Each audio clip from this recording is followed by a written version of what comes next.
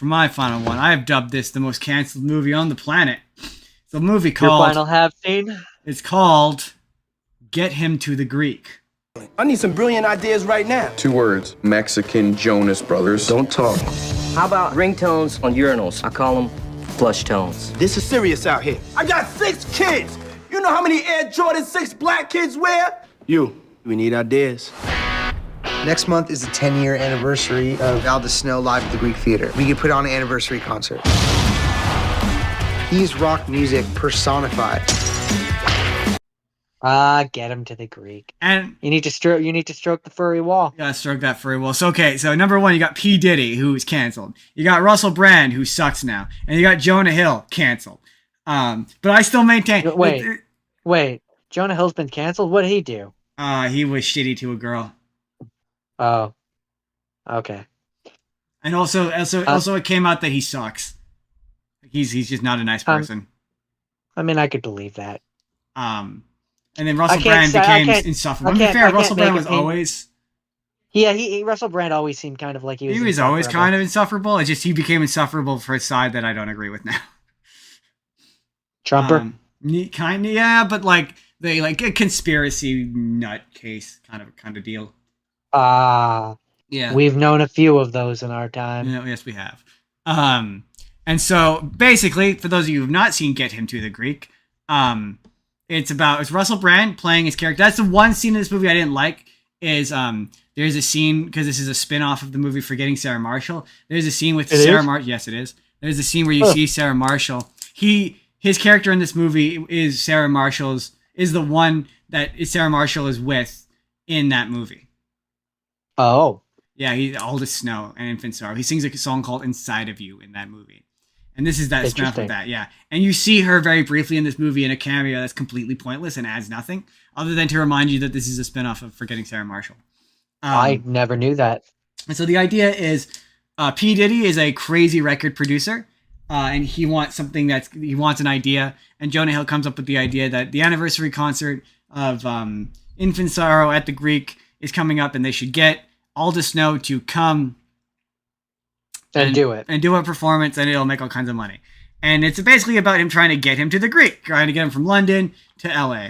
And Aldous Snow craziness that is follows. a narcissistic addict who just can't do anything. And this movie is effectively Jonah Hill gets punished for 2 hours for the audacity of saying something mean about Aldous Snow's bad album. Because like he's a victim for 90% of this movie. Like even like the movie wants you to think, there's a big point at the beginning where his girlfriend comes to him and is like, "Oh yeah, we're moving to Seattle," and doesn't discuss it with him or like talk about it with him before just automatically agreeing to it.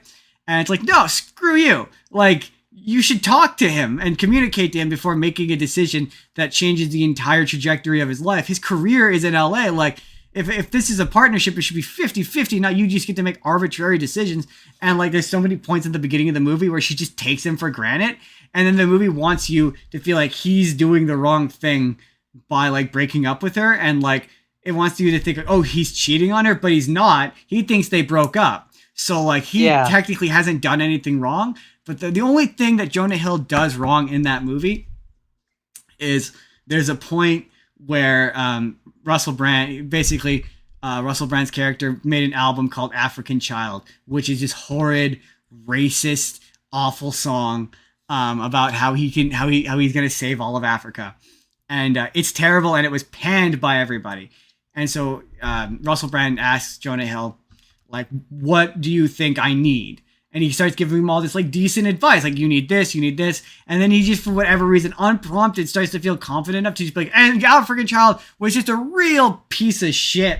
You know, every artist just has one album that's just not good, and that's it. Honestly, I listen to that and I'm just like, what is this piece of shit I'm listening to? Do I even know this artist? What the fuck was he thinking?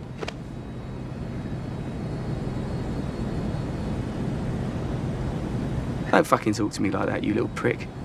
And one of my favorite lines in the movie, where he's like, I hate you for what you've said.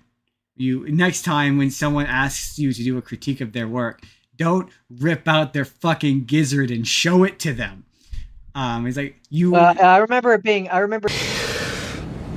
In future, if someone asks you to give them a critique of their work, don't rip out their fucking gizzards and hold it in front of their face. What are you? What do you know? I'm sorry. Look, I don't know what I'm talking about. What you did was very spiteful, but it was also very brave and very honest, and I respect you for doing that. But the content of what you said has made me hate you. So there's a layer of respect, admittedly, for your truthfulness, peppered with hate. Hateful respect. It being like, I hate you for what you said, but I also respect that you said it. I respect. So it's like this hate-filled respect. A hateful respect. Yeah, I use that line all the time. And then Russell Brand just punishes him for the rest of the movie by like just keeping him up for like days at a time, pumping him full of drugs, forcing my one thing with this movie ultimately is how is the multiple rape jokes the thing that aged the least poorly? I think I've just been raped. What's that? Raped? Here you go, mate. That'll take the edge off.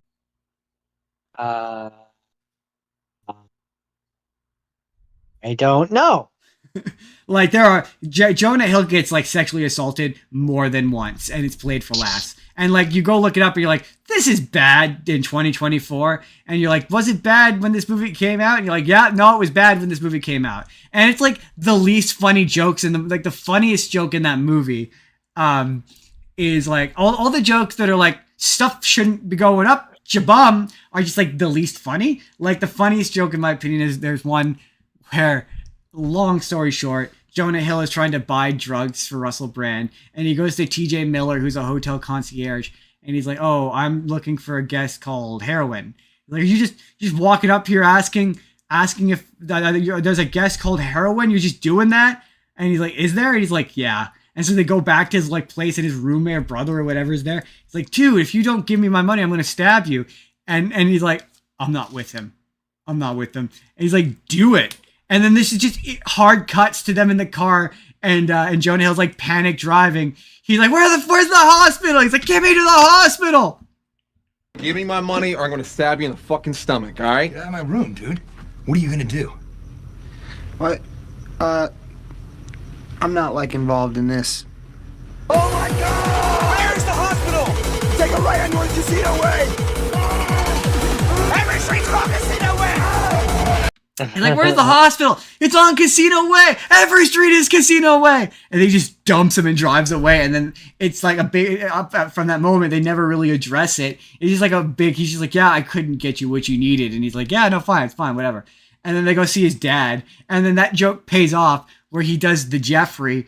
And he's like, I need to go to the hospital. It's on Casino Way. And it's just Stroke the furry wall. Stroke the furry wall. It's vagina joke. It's really funny. And yeah, the sound. I was on Toon Talk. I know I talked about the soundtrack, but the soundtrack is legitimately good. Like some of the songs, like they're funny, but they're also good songs. Like they're just fun double entendres, and like they're really fun. And one of my favorite bits is when he finally gets to the concert at the end. He like jumps into like a pool and breaks his arm, and his arm is like shattered. And when he's performing at the concert, he's playing it like the arm is like he can't use the arm, and it's just such a nice touch of like it's a character detail that he remembered, and it's just really funny. And it's a movie that's like, yeah, if you're capable of separating art from artist, it's genuinely it's still a lot of it holds up. A lot of it doesn't, but a lot of it does. It's not the most dated movie on this list. That comes in the second half. Your job is to get him to the Greek. When the heart stops pumping, you hit him with this adrenaline needle. Like from Pulp Fiction?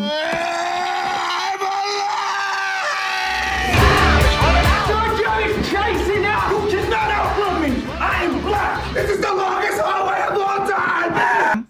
So my thing with these last two is, these are the ones, they age the worst. They age like milk. There's a lot of jokes in here that you're like, oh no. So Revenge of the Nerds, 1984. Revenge of the Nerds. Nerds! Nerds. Nerds! What is a nerd?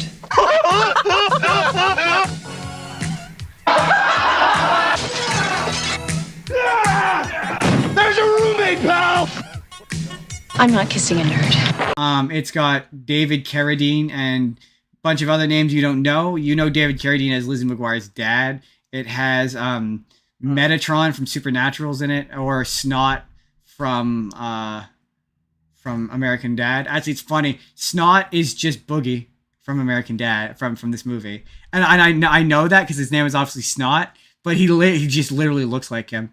But they're freshly graduated from high school. They go to college and they're nerds, and the whole thing is like them trying to basically fit in. They get there and they wind up in the. It's the kind of movie where they show up on campus and one of the jocks drops the thing he's doing, is like, nerd. Where are they? I think they're talking about us. No way.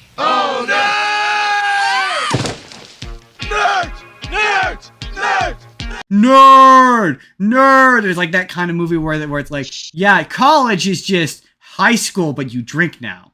Like that's like it's that kind of movie where it's about competing to be the best fraternity or whatever. Where it's like, maybe because I'm Canadian, This was never a thing for me. I just don't get this. And like the movie is trying to make the case that the jocks are bad, and they are, but they never really justify why the jocks and everyone hates them. The jocks just kind of hate them on appearance and conception. And it's like they're the exact idea of what you think a nerd is. Like one of them is literally called Poindexter, and I don't know if that's where that name as a stereotype for nerds came from, but like, yeah, there's a bit where he's teaching her computer programming, and it's really cute and funny because he just kind of makes a little like sprite picture. Working with a computer's great. I mean, it's godlike in a way.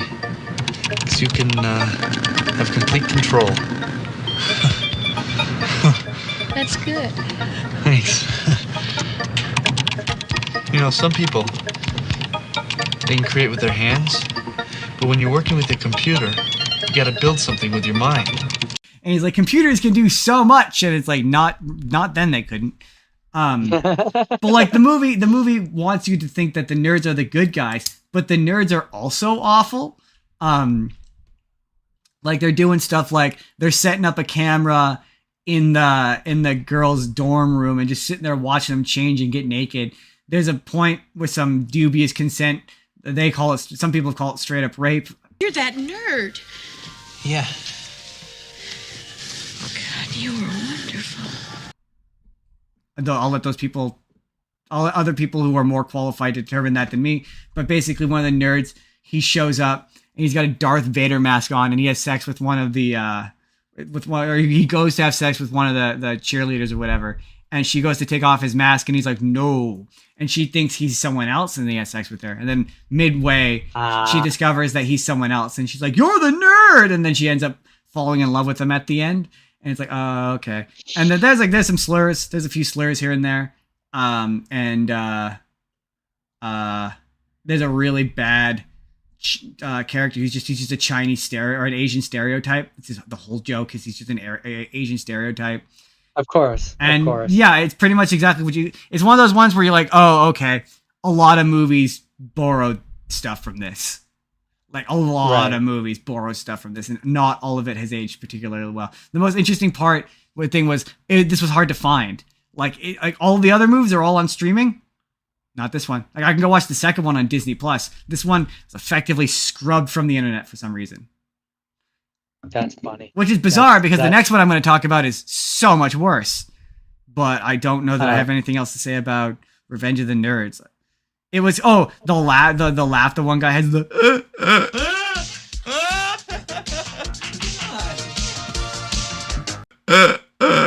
is ridiculous. It's funny how his dad, the guy they have playing the dad manages to replicate it, so they both have the same laugh, and it's honestly genuinely funny.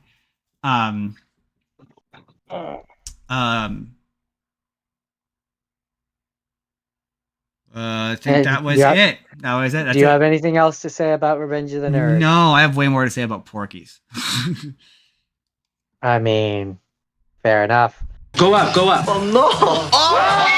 That nerd saw me naked. Nerds! Are all nerds as good as you?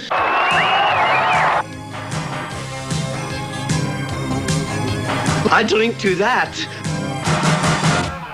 I guess it means I'm going to round this out with Porky's. 20th Century Fox would like to introduce you to Pee-wee and his pals. Speaking of horny mother. Tommy, Mickey, Tim, I'm going tonight, right? I don't know. and the biggest man on campus. Why do they call you meat? Because you're so big? When they're not in class, they're into everything.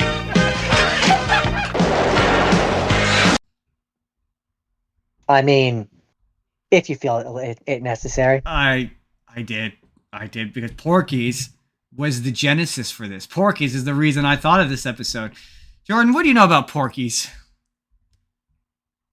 I mean, I know there's a scene where they're in the shower, like where the girls are in the shower, and the guys are looking through the hole peeping on them. She's almost got it. She's got it.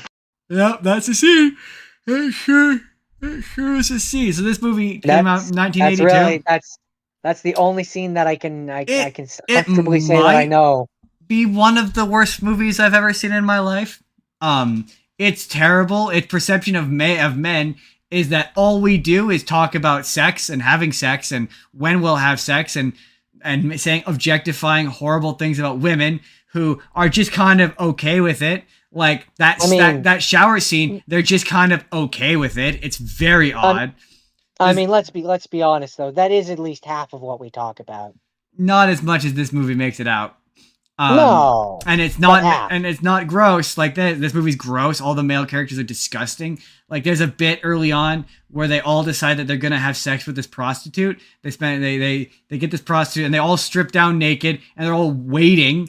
And it's like I'm there's no world where I'm desperate enough to chill with 5 other guys completely naked waiting to have sex with the same woman. Was the 80s just different? The 80s were clearly just built different. I mean, Justin, they were on a lot of cocaine back then. The 80s were just built different. And like their characters say multiple slurs.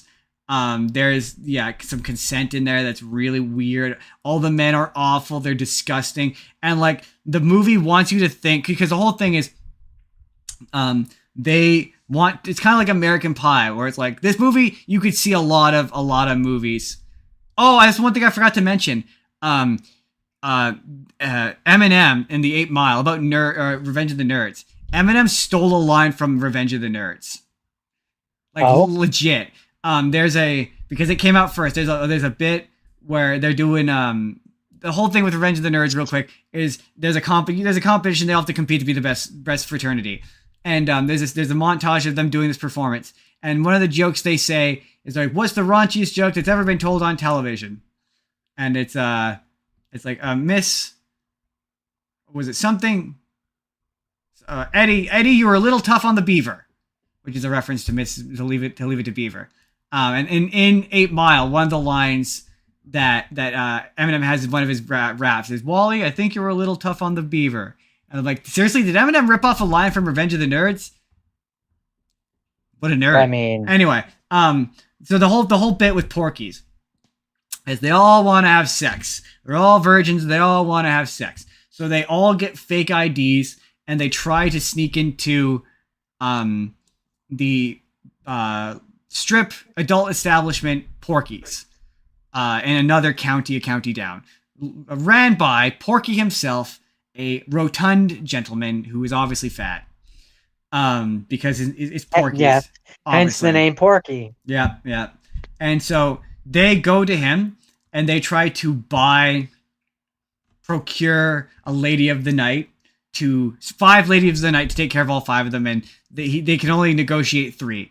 So like, they're like, "Come on, you can't give us 5. You're like, you're all like underage and you're in my establishment. I don't want like anyone to see you or I'll lose my liquor license." Like he's just like a business guy, and these kids are all like, they all suck, and like the movie pretends like he's the bad guy, even though he sends them into a dark room and like drops them through a trap door into like the swamp, because this is in Florida, and basically has his brother cop come and like teach him a lesson and take their money and be like, "Go away and don't come back."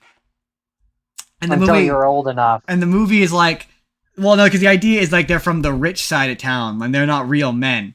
And so the movie wants you to think like he's the bad guy, even though like he's just trying to run a perfectly legal like business, and they're underage and they shouldn't be there to begin with, and he was just teaching him a lesson. Like, was it a rough lesson? Sure, but it was still just teaching him a lesson. Right. And so then it gets to the end of the movie where like they go and like set his bar on fire in revenge, because he obviously tricks him, drops him to the whatever, and they go and try to get him in revenge because the one guy's really pissed off that he got them, and he tries to go fight him, and he gets beat up, and he tries to be like, oh, I want them arrested, and they get to their county, and their county sheriff starts like hassling them, and is like, yeah, you can pay all these fines for what I'm going to charge you, or you can like forget this ever happened. And I'm like, the movie wants you to think the kids are the good guys, but they're the bad guys. Like, they're very much the bad guys. Like, they all suck and are awful. Sounds like this movie was the real Revenge of the Nerds. And it's funny, there was one joke that made me laugh, I will admit. Apparently it wasn't that one. No. There was one joke that made me laugh, which is early in the movie. And there's this running subplot with that I will acknowledge is kind of funny, which was concerning at first, where the coach has a thing for, I thought it was a student at first, and I was like, oh god, is this like an underage thing? So when the movie made the point of like, oh no, they're underage and they can't be doing this stuff, I was like, you know what, good for it. But it turns out it's like the cheerleading coach or whatever. The head coach, gym teacher, starts dating this cheerleading coach, and she's called Lassie. She's called Lassie, and the coach won't tell the one coach why. He's like, why is she called Lassie? And he's like, I'm not telling you. You'll find out. Just get her upstairs and you'll find out. And he's like, well, why is she doesn't want to do anything. Why? And it turns out that she's called Lassie because she's very loud and she barks during. And yeah, there's a really weird scene that goes on. That's the thing with a lot of the scenes in this movie, where they just go on for a really long time. But no, the only funny joke in the movie is one early on where they're doing this. They pull this prank where they've got raw eggs and hard-boiled eggs, and they pretend to break the raw egg, and the one guy walks in and he drops it. He's like, oh, I've got what is that? He's like, oh, it's nothing, it's an egg. He smashes it on his head, and it's a hard-boiled egg. It doesn't actually crack. And he goes, yeah. He goes, go, let me go do it on this guy. He's like, okay. And he gives him the egg, and like, just so you know, your right hand is the raw one, and the left hand is the hard-boiled egg. Make sure you drop this one. He's like, yeah, right. So he drops the one, and it breaks. He's like, yeah. He's like, what's that? Oh, it's an egg. And he tries to do it, and he smashes the egg on his face, and it turns out it's a real egg. Let me do me. You gotta let me do me. Come on, Timmy. Okay. Okay. Now listen. The one in your left hand is the raw egg, okay? That's the one you drop. Now, the one in your right hand, that's the hard-boiled egg. That's the one you hit him with. Left hand raw, right hand smack him. Go get him, Tiger. Hi, mate. Hey, dude, what's going on? Nothing. Guys? Hi. Hey, watch it, man. Jeez, what are you, a psycho? What's with the eggs? What eggs? Those eggs. These eggs? Watch my lips. Those eggs. These eggs? What, is there an echo here? Well, they're for you. For me, what am I going to do with them? Well, we thought you'd like to wear one today. Morris, you're dead. I know. Watch it, it's cold. Like, okay, that was funny because the setup for that was good. But it's one of those points where it's like you could see. I'm surprised with what it gets away with, because at one point you see ween. You straight up see guys ween.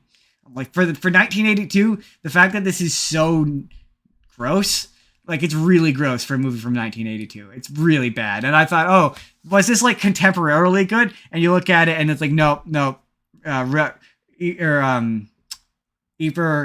Roger Ebert said it was one of the worst movies ever made. I'm like, yeah, no, it's bad. It was really bad. It's like, it's bad in a way that's like dated. Like I say, one of the characters says the N-word, like hard R, multiple times. Damn. Yeah, it's bad. You're like, oh, this is bad. This is real bad. Yeah, that's Porky's. That's it. That's the R-rated comedies. We did it.